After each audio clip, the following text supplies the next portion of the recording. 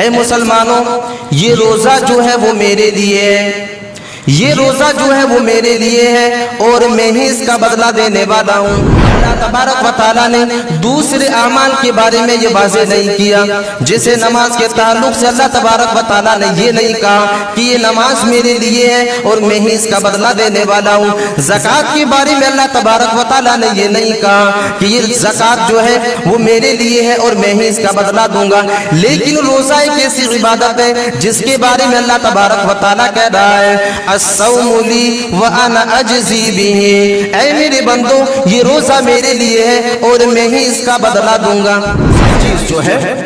وہ اعتکاف ہے۔ ابھی تک کسی بھی انسان نے اعتکاف کے تعلق سے ایک بھی سوال نہیں کیا ہے، کسی بھی انسان نے اعتکاف کے تعلق سے ایک بھی سوال نہیں کیا ہے کہ اعتکاف کے لیے کیا چیزیں ضروری ہے، اعتکاف کا طریقہ کیا ہے، اعتکاف کا اصول کیا ہے۔ لیکن فطرانے کے لیے، صدقۃ الفطر کے لیے باقاعدہ سوال ہو چکے ہیں، جبکہ صدقۃ الفطر سے پہلے ایک انسان کے اوپر یہ ضروری ہے کہ نبی کی سنت کے اوپر بھی عمل کیا جائے۔ رمضان المبارک کا مہینہ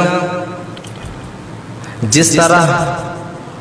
آب و تاب کے ساتھ اپنی تمام تر رحمتوں اور برکتوں کو لے کر کے ہمارے اوپر سایہ فگن ہوا تھا، بالکل اسی طرح دھیرے دھیرے یہ مہینہ اپنی رحمتوں کو، اپنی برکتوں کو سمیٹتے ہوئے اپنی اختتام کے راستے پر رواں اور دواں ہے۔ دھیرے دھیرے یہ مہینہ ہم سے دور ہوتا جا رہا ہے۔ رمضان المبارک کے مہینے کے کچھ دن، کچھ ایام بچے ہوئے ہیں، جس میں ایک مسلمان کو چاہیے کہ اس مہینے کے ان باقی کے ایام کو اپنے لیے غنیمت سمجھے اور زیادہ سے زیادہ عبادتیں کر کے، قیام اللیل کر کے، اللہ تبارک و تعالیٰ کے سامنے سجدہ کر کے، توبہ و استغفار کر کے اپنے آپ کو جنت کا مستحق بنا لے۔ جس طرح اللہ تبارک و تعالیٰ نے اس مہینے کے ایک مسلمان کے لیے اس مہینے کو رحمت اور برکت کا مہینہ قرار دیا، بالکل اسی طرح اس مہینے کو ایک انسان کے لیے فلاح، کامیابی، اللہ تبارک و تعالیٰ کا قرب اور اپنے لیے جنت کا مستحق بنانے کا ایک راستہ بنایا۔ اس مہینے کے اندر کچھ ایسی عبادات موجود ہیں، کچھ ایسے کام موجود ہیں جن کاموں کو کرنے کے بعد ایک انسان بڑی آسانی کے ساتھ اللہ تبارک و تعالیٰ کا قرب حاصل کر سکتا ہے، بڑی آسانی کے ساتھ ان کاموں کو انجام دے کر کے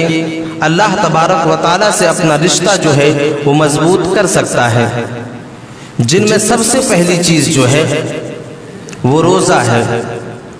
دوسری چیز جو ہے وہ تراویح ہے، اور تیسری چیز جو ہے وہ اعتکاف ہے، اور چوتھی چیز جو ہے وہ لیلۃ القدر ہے، اور پانچویں چیز جو ہے وہ صدقۃ الفطر ہے۔ اللہ تبارک و تعالیٰ نے اس مہینے کے اندر ان چیزوں کو ایک انسان کے اوپر لازم قرار دے دیا ہے تاکہ ایک انسان ان چیزوں کو کرنے کے بعد اپنے آپ کو جنت کا مستحق بنا سکے۔ جیسے اللہ کے نبی صلی اللہ علیہ وسلم نے اگلے جمعے کے اندر میں نے بتایا تھا کہ اس انسان کے لیے بد دعا کی ہے جو لوگ رمضان المبارک کا مہینہ پانے کے باوجود اپنے آپ کو جنت کا مستحق نہ بنا سکے، تو وہ انسان یہ سوال کر سکتا ہے کہ اس مہینے کے اندر کون سا عمل کیا جائے جو عمل کر کے اپنے آپ کو جنت کا مستحق بنا لیا جائے۔ تو اس انسان کو یہی عمل ہے جو ایک انسان کرنے کے بعد اپنے آپ کو جنت کا مستحق بنا سکتا ہے۔ اللہ تبارک و تعالیٰ نے روزے کے تعلق سے ارشاد فرمایا الصوم لی وانا اجزی بہ۔ اللہ تبارک و تعالیٰ روزے کے تعلق سے ارشاد فرما رہا ہے کہ اے مسلمانوں سنو، الصوم لی وانا اجزی بہ، اے مسلمانوں یہ روزہ جو ہے وہ میرے لیے ہے، یہ روزہ جو ہے وہ میرے لیے ہے اور میں ہی اس کا بدلہ دینے والا ہوں۔ میرے عزیز ساتھیوں، اللہ تبارک و تعالیٰ نے دوسرے اعمال کے بارے میں یہ واضح نہیں کیا، جیسے نماز کے تعلق سے اللہ تبارک و تعالیٰ نے یہ نہیں کہا کہ یہ نماز میرے لیے ہے اور میں ہی اس کا بدلہ دینے والا ہوں۔ زکوٰۃ کے بارے میں اللہ تبارک و تعالیٰ نے یہ نہیں کہا کہ یہ زکوٰۃ جو ہے وہ میرے لیے ہے اور میں ہی اس کا بدلہ دوں گا۔ لیکن روزہ ایک ایسی عبادت ہے جس کے بارے میں اللہ تبارک و تعالیٰ کہہ رہا ہے، الصوم لی وانا اجزی بہ، اے میرے بندو یہ روزہ میرے لیے ہے اور میں ہی اس کا بدلہ دوں گا۔ میرے عزیز ساتھیوں، اب کوئی انسان یہ سوچ سکتا ہے کہ آخر یہ روزہ اللہ تبارک و تعالیٰ کے لیے کیسے ہو سکتا ہے؟ جیسے ایک انسان اس دنیا کے اندر نماز پڑھتا ہے، ایک آدمی نماز کو قائم کرتا ہے، ایک انسان کے اندر یہ بھی ہو سکتا ہے کہ دوسروں کو دکھانے کے لیے نماز کو پڑھ سکتا ہے۔ مسجد سے آوازیں آتی ہیں، ایک انسان دوسرے انسان کو دکھانے کے لیے یعنی ریاکاری کے لیے ایک انسان نماز کو ادا کر سکتا ہے۔ زکوٰۃ کا بھی یہی مسئلہ ہے، ایک انسان کے اندر یہ خیال بھی آ سکتا ہے کہ یہاں پر ہم زکوٰۃ کو ادا کریں گے تو دوسرے انسان ہمیں امیر سمجھے، یعنی جو نماز ہے اور زکوٰۃ جو ہے ایک انسان ریاکاری کے لیے بھی کر سکتا ہے، ایک انسان دوسروں کو دکھانے کے لیے بھی نماز کو ادا کر سکتا ہے، ایک انسان دوسروں کو دکھانے کے لیے زکوٰۃ کو بھی ادا کر سکتا ہے، ایک انسان لوگوں کے درمیان میں، ایک آدمی لوگوں کے درمیان میں اپنے آپ کو نمازی کہلانے کے لیے نماز پڑھ سکتا ہے، ایک انسان اپنے آپ کو امیر کہلانے کے لیے زکوٰۃ کو ادا کر سکتا ہے۔ اسی طرح ایک آدمی حج کو ریاکاری کے لیے بھی کر سکتا ہے کہ دنیا والے انسان ہمیں حاجی کہیں، اس لیے وہ بیت اللہ تک پہنچتا ہے۔ میرے عزیز ساتھیوں، ان تمام کی تمام عبادتوں کے اندر ریاکاری جو ہے وہ پائی جا سکتی ہے، لیکن روزہ ایک ایسی عبادت ہے جس کے اندر ریاکاری کی کوئی گنجائش ہی نہیں ہے۔ ایک انسان، ایک آدمی صبح کے وقت جاگتا ہے اور اپنے گھر میں سحری کرنے کے لیے بیٹھتا ہے، اب دوسرے انسان کو پتہ نہیں ہے کہ وہ انسان سحری کر رہا ہے یا نہیں کر رہا ہے، وہ انسان روزے کی نیت کر رہا ہے کہ نہیں کر رہا ہے۔ ایک انسان اور اللہ تبارک و تعالیٰ کے درمیان یہ فاصلہ ہوتا ہے۔ ایک انسان جب سحری کرنے کے لیے بیٹھتا ہے، جب سحر کرنے کے لیے بیٹھتا ہے، جب ایک انسان روزے کی نیت کرنے کے لیے بیٹھتا ہے تو اس کے درمیان صرف اللہ اور اس انسان کا فاصلہ باقی رہ جاتا ہے۔ میرے عزیز ساتھیوں، اسی لیے اللہ تبارک و تعالیٰ کہتا ہے الصوم لی وانا اجزی بہ، اے میرے بندو یہ روزہ میرے لیے ہے اور میں ہی اس کا بدلہ تمہیں دینے والا ہوں۔ اسی طرح ایک انسان دن میں روزے کی حالت سے ہے یا نہیں ہے یہ اللہ تبارک و تعالیٰ کے علاوہ اور کوئی نہیں جان سکتا ہے۔ ایک انسان اپنے کمرے میں بند ہوتا ہے، ایک انسان کے اندر اگر اللہ تبارک و تعالیٰ کی خشیت موجود نہیں ہے، ایک انسان کے اندر اگر اللہ تبارک و تعالیٰ کا ڈر موجود نہیں ہے تو وہ انسان اندھیرے کمرے میں پانی کو پی سکتا ہے، ایک انسان اندھیرے کمرے میں کسی بھی چیز کو کھا سکتا ہے، لیکن اللہ تبارک و تعالیٰ اور اس انسان کے درمیان یہ چیز رہتا ہے کہ ایک انسان اندھیرے کمرے میں بھی پانی کو نہیں پیتا ہے، اندھیرے کمرے میں بھی کھانے کو نہیں کھاتا ہے، کیونکہ اس کے اندر اللہ تبارک و تعالیٰ کی خشیت موجود ہوتی ہے، کیونکہ اس کے اندر اللہ تبارک و تعالیٰ کا ڈر موجود ہوتا ہے۔ اللہ تبارک و تعالیٰ اسی لیے کہتا ہے کہ اے میرے بندو الصوم لی وانا اجزی بہ، یہ روزہ جو ہے وہ میرے لیے ہے اور میں ہی اس کا تمہیں بدلہ دینے والا ہوں۔ یہ روزہ جو ہے وہ میرے لیے ہے اور میں ہی اس کا بدلہ دینے والا ہوں۔ تو روزے کے اندر اللہ تبارک و تعالیٰ کی خشیت موجود ہونی چاہیے، ایک انسان کے اندر اللہ تبارک و تعالیٰ کا ڈر موجود ہونی چاہیے، اسی وقت ایک انسان جو ہے روزے جیسی عبادت کو جو ہے وہ انجام دے سکتا ہے۔ آج معاشرے کے اندر کتنے ایسے انسان ہیں جو روزے کو چھوڑ کر کے بیٹھے ہوئے ہیں، نماز تو نہیں پڑھتے ہیں، اس بات سے بھی واضح ہوتی ہے کہ ایک انسان کے اندر اللہ تبارک و تعالیٰ کی خشیت موجود نہیں ہے۔ لیکن رمضان المبارک کے مہینے کے اندر ایک انسان کا روزہ نہ رکھنا یہ اس بات کی دلیل ہے کہ وہ انسان جو ہے اللہ تبارک و تعالیٰ کو اپنا رب ماننے کے لیے تیار نہیں ہے، اپنا رب ماننے کے لیے تیار ہی نہیں ہے۔ ایک انسان اگر روزے جیسی عظیم عبادت کو اگر ترک کر رہا ہے، معاشرے کے اندر اگر کوئی انسان روزے جیسی عبادت کو اگر چھوڑ رہا ہے تو وہ انسان اپنے ایمان کا خیر منائے اور وہ انسان اپنے ایمان کا جائزہ لے لے، کیونکہ یہ روزہ جو ہے صرف اور صرف اللہ تبارک و تعالیٰ کے لیے ہے، اس کے علاوہ اور کسی بھی چیز کے لیے اور کسی بھی دیوی دیوتا کے لیے اور کسی بھی طرح کی کوئی جو ہے معبودان باطلہ کے لیے روزے رکھنے کی اجازت نہیں ہے۔ صرف اور صرف اللہ تبارک و تعالیٰ کا اس کے اندر حق ہے، اور ایک انسان اگر روزہ رکھتا ہے تو صرف اور صرف اللہ تبارک و تعالیٰ کی ڈر سے اور اسی کی خشیت کی وجہ سے ایک انسان روزے کو رکھتا ہے۔ تو رمضان المبارک کی ایک عبادت یہ ہے کہ ایک انسان کر لینے کے بعد بڑی آسانی کے ساتھ اللہ تبارک و تعالیٰ کے قرب کو حاصل کر سکتا ہے، اللہ تبارک و تعالیٰ کی رضا کو حاصل کر سکتا ہے، اللہ تبارک و تعالیٰ کی خوشنودی کو حاصل کر سکتا ہے۔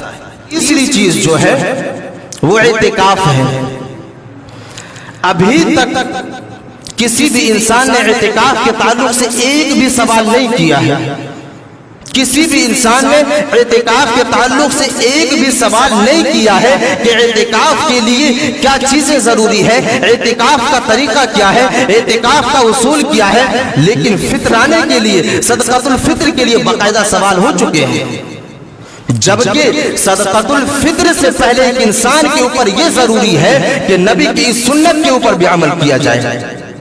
نبی کی اس سنت کے اوپر عمل کیا جائے، کیونکہ نبی اکرم جناب محمد رسول اللہ صلی اللہ علیہ وسلم نے اپنی پوری زندگی جو ہے اعتکاف کے عمل کو قائم کیا ہے، اور اعتکاف کو اللہ کے نبی صلی اللہ علیہ وسلم نے ہر رمضان المبارک کے آخری عشرے کے اندر جو ہے وہ کیا کرتے تھے، اور اعتکاف جیسے عمل کو اللہ کے نبی صلی اللہ علیہ وسلم نے اس دنیا کے اندر کیا ہے۔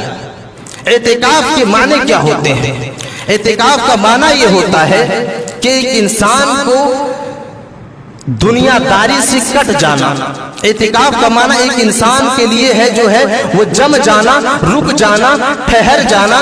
اور اصطلاح میں اس کا معنی یہ ہے کہ ایک انسان اللہ تبارک و تعالیٰ کی خوشنودی کے لیے، اللہ تبارک و تعالیٰ کی رضا جوئی کے لیے، اللہ تبارک و تعالیٰ کے قرب کے لیے ایک انسان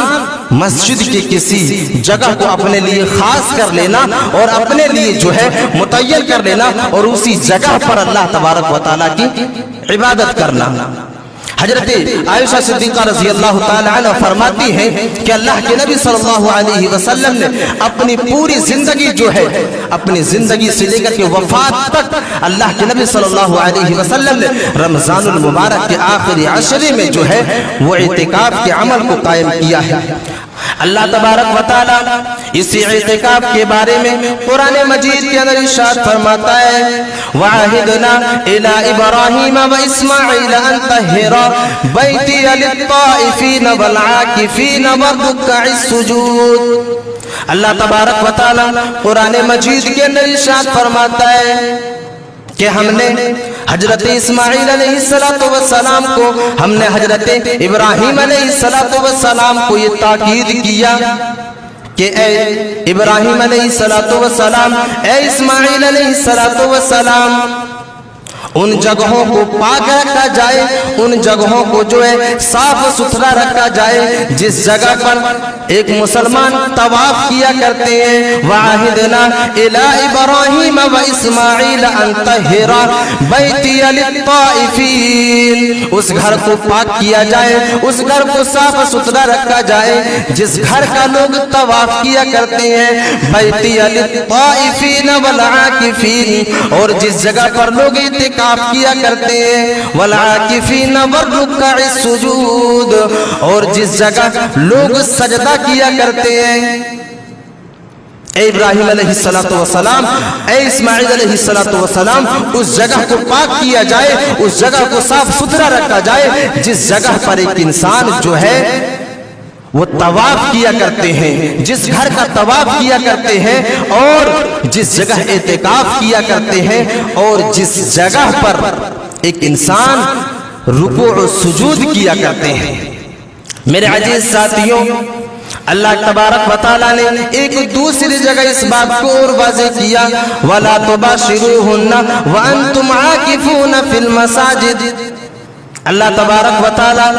کہہ رہا ہے کہ جب تم اعتکاف کے لیے جاؤ، جب تم اللہ تبارک و تعالیٰ کی خوشنودی کے لیے اعتکاف کے لیے جاؤ، اللہ تبارک و تعالیٰ کی رضا جوئی کے لیے اعتکاف کے لیے بیٹھ جاؤ، تو تم اپنی بیویوں کے ساتھ مباشرت نہ کیا کرو۔ میرے عزیز ساتھیوں، قرآن کی ان دو آیتوں کے ساتھ یہ واضح ہوتی ہے کہ اللہ تبارک و تعالیٰ کی ایک عبادت یہ بھی ہے، اللہ تبارک و تعالیٰ کی خوشنودی کے لیے، اللہ تبارک و تعالیٰ کی رضا جوئی کے لیے، اللہ تبارک و تعالیٰ کے قرب کو حاصل کرنے کے لیے ایک انسان کو چاہیے کہ وہ دنیا سے قطع تعلقی اختیار کر لے۔ اس انسان کو چاہیے کہ 10 دنوں کے لیے اپنے تجارت کے سامان کو چھوڑ دے، 10 دنوں کے لیے اللہ تبارک و تعالیٰ کی قرب کو حاصل کرنے کے لیے دنیاوی چیزوں کو چھوڑ دے اور دنیاوی زندگی سے قطع تعلق اختیار کر لیا جائے، اور صرف اللہ تبارک و تعالیٰ کی عبادت میں اپنی 10 دن کی زندگی کو گزارا جائے۔ کہ ایک انسان کو چاہیے کہ وہ اللہ تبارک و تعالیٰ کی قرب حاصل کرنے کے لیے، اللہ تبارک و تعالیٰ کی رضا جوئی کو حاصل کرنے کے لیے، اللہ تبارک و تعالیٰ کی خوشنودی کو حاصل کرنے کے لیے ایک انسان جو ہے وہ دنیا سے جو ہے دنیاوی کاموں سے جو ہے قطع تعلقی اختیار کر لے، اور اللہ تبارک و تعالیٰ کی رضا جوئی کے لیے ایک جگہ کو اپنے لیے جو ہے وہ مقرر کر لے، اور اللہ تبارک و تعالیٰ کی عبادت کیا کرے، اللہ تبارک و تعالیٰ سے لو لگایا کرے، اور قیام اللیل کیا کرے، اور قیام اللیل کرنے کے بعد ایک انسان اپنے آپ کو جنت کا مستحق بنا لے۔ کہ ایک انسان کی زندگی کے اندر یہ معاملہ کتنا عجیب ہے۔ اللہ کے نبی صلی اللہ علیہ وسلم نے اپنی پوری زندگی جس کام کو انجام دیا ہو، آج دنیا کے انسان اسی سنت کو بھلا بیٹھا ہے، آج دنیا کے انسان اسی سنت کو چھوڑ بیٹھا ہے، آج مسلمان اسی سنت سے جو ہے وہ دوری اختیار کر چکا ہے۔ جب آپ جناب محمد رسول اللہ صلی اللہ علیہ وسلم کی سیرت کا مطالعہ کریں گے، اللہ کے نبی صلی اللہ علیہ وسلم نے جب مکہ سے ہجرت کر کے مدینہ تشریف لے گئے، جب مکہ سے ہجرت کر کے مدینہ تشریف لے گئے، اور مدینے میں اللہ کے نبی صلی اللہ علیہ وسلم نے جتنی بھی زندگی گزاری ہے، جتنے بھی رمضان المبارک کے مہینے گزارے ہیں، ایک بھی رمضان المبارک کا مہینہ ایسا نہیں گزرا جس مہینے میں اللہ کے نبی صلی اللہ علیہ وسلم نے اعتکاف نہ کیا ہو۔ ایک بھی رمضان المبارک کا مہینہ نہیں گزرا جس میں اللہ کے نبی صلی اللہ علیہ وسلم نے اعتکاف نہ کیا ہو۔ ہر رمضان المبارک کے مہینے کے اندر اور ہر رمضان کے آخری عشرے میں اللہ کے نبی صلی اللہ علیہ وسلم اعتکاف کیا کرتے تھے۔ اعتکاف کو انتقال کے آخری سال، جس سال اللہ کے نبی صلی اللہ علیہ وسلم انتقال فرمانے والے تھے، جس سال اللہ کے نبی صلی اللہ علیہ وسلم اس دنیا کو الوداع کہنے والے تھے، اس سال اللہ کے نبی صلی اللہ علیہ وسلم نے 20 دن کی اعتکاف کیا ہے۔ اس سال اللہ کے نبی صلی اللہ علیہ وسلم نے 20 دن کا اعتکاف کیا ہے۔ تو میرے عزیز ساتھیوں، ان تمام کے تمام جو ہے قرآنی نصوص سے اور احادیث سے اس بات کی وضاحت ہمیں ملتی ہے کہ اللہ تبارک و تعالیٰ نے بھی اعتکاف کا حکم دیا ہے۔ اللہ تبارک و تعالیٰ نے بھی اس بات کو واضح کیا ہے کہ ایک انسان جو ہے اعتکاف کر سکتا ہے، اور اللہ کے نبی صلی اللہ علیہ وسلم کی زندگی کے اندر یہ عمل ہونا یہ اس بات کی دلیل ہے کہ اللہ تبارک و تعالیٰ کی جو آیتیں ہیں اس کو اللہ کے نبی صلی اللہ علیہ وسلم نے سمجھا اور اس کے اوپر عمل کیا۔ گویا کہ دنیاوی انسانوں کے اوپر بھی یہ ذمہ داری ہے، اور دنیاوی انسانوں کے اوپر یہ ذمہ داری ہے کہ وہ انسان اس عمل کو کرے اور اس سنت کو جو ہے وہ زندہ رکھے۔